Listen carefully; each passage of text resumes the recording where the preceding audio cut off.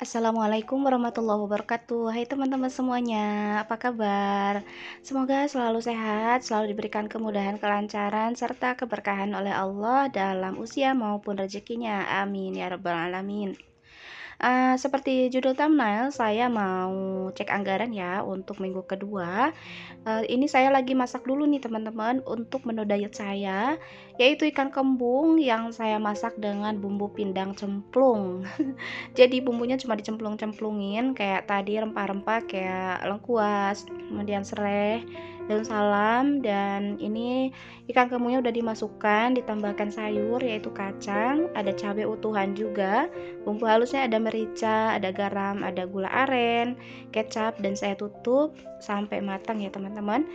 Alhamdulillah masih dengan jalur lempeng ya untuk pola makannya, mudah-mudahan konsisten sebab memang kesehatan itu penting diprioritaskan ya teman-teman. Ini berangkat dari hasil labnya saya ya, jadi saya fokus untuk ngatur pola makan. Nah, terakhir ini saya tambahkan tomat dan juga daun bawang. Untuk segini itu 2 porsi makan siang dan makan malam. Ini saya share selalu diselipkan di setiap konten saya karena ada yang request, bahkan banyak banget yang request di Instagram minta dibuatin gitu ya, minta di spill untuk resep-resep dietnya. Tapi ini saya nggak maksain teman-teman buat sama ya, bisa dengan sesuai selera, yang penting porsinya aja dikurangi ya teman-teman. Masuk ke video inti, saya mau sharing untuk evaluasi budgeting di bulan Oktober dan sekarang jalan di minggu kedua ya teman-teman. Mudah-mudahan bulan ini lebih bisa memaksimalkan anggaran yang sudah kita buat di awal bulan kemarin. Seperti biasa saya selalu bikin cross check di setiap pekannya karena sekali lagi saya tipikal orang pelupa gitu teman-teman.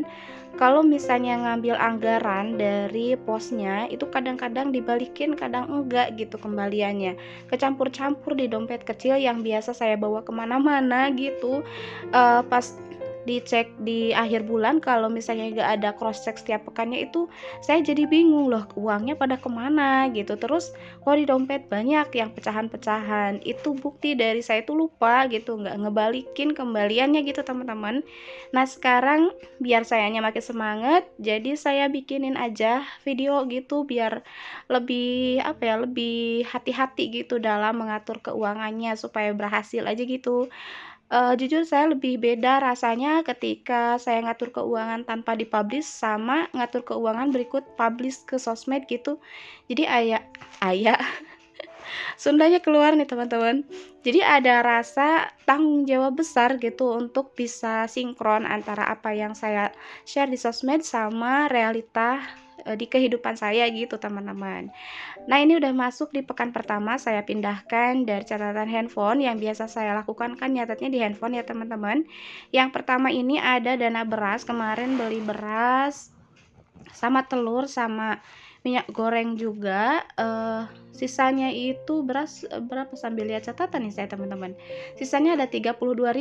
Kemudian pekan kedua beli food prep 188.000, sisanya 12.000. Nah ini ada ya sesuai sama anggaran, tapi lihat aja ke depannya ada nih pos-pos yang rancu. Jadi saya harus mikir-mikir dan menyesuaikan dengan pecahan-pecahan yang ada di dompet kecil saya. Nah untuk bensin alhamdulillah kepakainya baru 50.000 untuk 2 pekan ini ya teman-teman. Untuk minggu pertama saya 2 kali ngisi 15 dan pekan kedua sekali ngisi yaitu 20.000, sisa 50.000.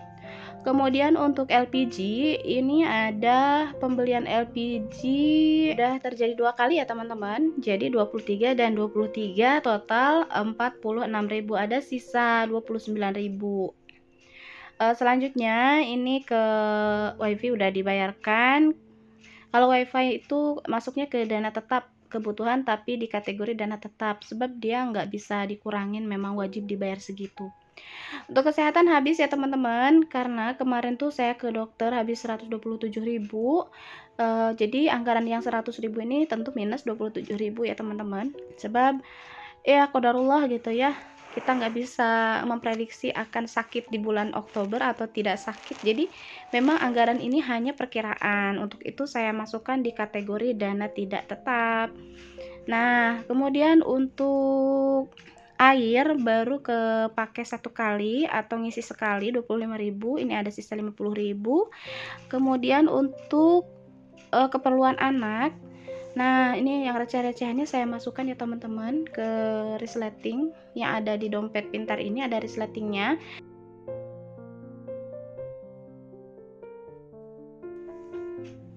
Ini keadaan masih bindeng ya teman-teman, mohon dimaklumi karena memang agak awet gitu, batuk, demam, sama flu-nya ini benar-benar rada-rada parah gitu, jadi masih bindeng. Kalau suaranya nggak enak mohon maaf. Nah, untuk keperluan anak kemarin ada pengeluaran ngeprint foto sama prakarya, sisa ada 54.000 ya teman-teman untuk keperluan anak. Tapi kemarin tuh saya sempat minjem ke uang konten saya karena saya nggak bawa uang waktu itu. Jadi ini saya saya balikin lagi 54.000 sesuai dengan data untuk pos keperluan anak. Jadi kalau misalnya kemana-mana saya nggak bawa anggaran, kemudian saya butuh untuk keperluan-keperluan yang lain, maka saya biasanya talangin dulu sama uang yang saya bawa selalu kemana-mana gitu kan. Kalau bepergian biasa saya bawa ATM dan juga uang jaga-jaga gitu. Kalau bisa ditanggulangi dengan uang jaga-jaga yang recehan, biasanya saya pakai itu, tapi kalau jumlahnya agak banyak, saya gesek dulu pakai ATM. Tapi saya ganti di posnya ini kayak gitu ya teman-teman, kurang lebih. Mudah-mudahan apa yang saya sampaikan bisa teman-teman mengerti. Ini agak-agak ngejelimut gitu ya. Tapi intinya gini, semua pos-pos ini atau pengeluaran di setiap posnya ada catatannya gitu aja. Jadi kalau misalnya kita ada catatannya, insya Allah nggak akan salah gitu kan antara uang sama catatan.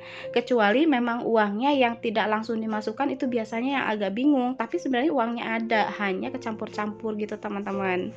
Nah, di pos dana sosial ini minus 50.000 karena sebelumnya di pekan pertama udah habis semua. Ini kan musim nikah ya teman-teman, jadi kondangannya ada 3 kali gitu, 50, 50 dan 50. Sedangkan dana sosial anggarannya 100.000, jadi minus 50.000. Baik teman-teman, seperti itu ya kalau saya lagi cross check setiap pekannya, saya share di sosial media sebab ada beberapa yang request di Instagram gitu, karena sebagian mungkin sama seperti saya kasusnya ya, catatan sama kondisi uang itu nggak sesuai gitu. Jadi untuk yang sama tipikal seperti saya pelupa, ini bisa dilakukan dan jadi solusi insya Allah ya teman-teman. Buat kalian yang memang udah disiplin dan udah bisa mengira-ngira, itu nggak perlu sedetail ini mencatatnya ya, itu disesuaikan lagi ke diri kita dan kenyamanan kita. Oke teman-teman, mudah-mudahan apa yang saya bagikan ini bisa bermanfaat, ada sisi baik yang bisa teman-teman ambil, dan mudah-mudahan kita selalu diberikan keberkahan, terutama ya teman-teman, bukan harta yang kaya raya. Sebab harta yang kaya raya menurut saya itu tidak menjamin kita cukup. Sedangkan barokah pasti segala sesuatunya itu akan merasa cukup. Untuk sedekah cukup, untuk orang tua cukup, untuk anggaran-anggaran kita juga cukup. Nah, itu yang dinamakan kayak hati. Sedangkan walaupun harta berlimpah, tetapi kalau tidak berkah, maka di otaknya akan selalu kurang dan dia akan selalu melakukan hal yang tidak baik kayak korupsi dan lain-lain gitu ya. Baik teman-teman, sampai ketemu ya di next video masih dengan tema seputar keuangan. Assalamualaikum warahmatullahi wabarakatuh.